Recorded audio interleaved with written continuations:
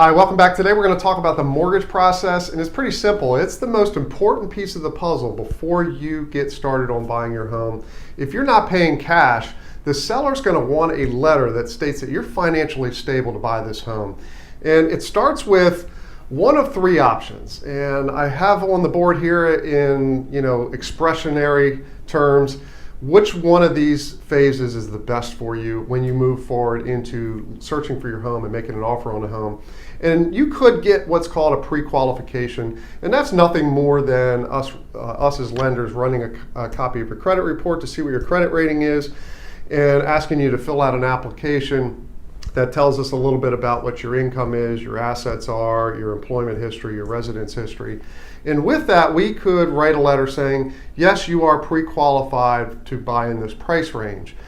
Nowadays, sellers are looking for a little bit more strength than that. They want you to go one extra step at least in providing the lender not only that information in the pre-qualification, but also documentation like pay stubs, W-2s, things like that to confirm that you are in fact qualified to buy a home. And really, it's not the pre-qualification, it's now you're pre-approved to buy this home.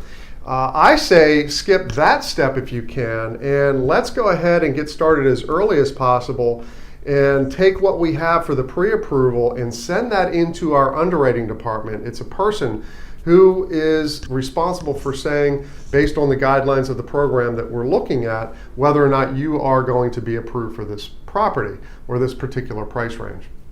So I say take it the next step. Let's send all your documentation into the underwriting department, get that stamp of approval on it even before you find a property.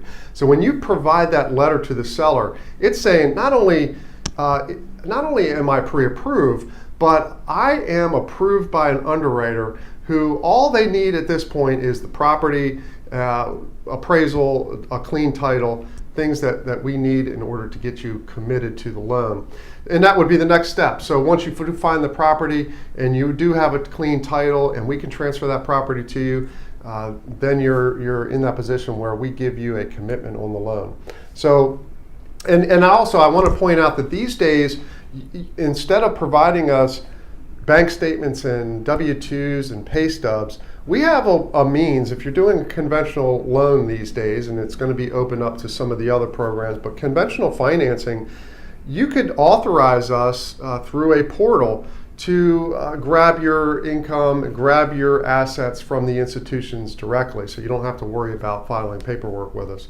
And again, the most important piece of the puzzle before you get started on the home, and I do recommend that you get your best foot forward and get to that approval phase versus just the pre-approval or even the pre-qualification. Please do leave me some comments, send me questions by email, text, give me a phone call. I'm here to help. Look forward to bringing some more videos soon.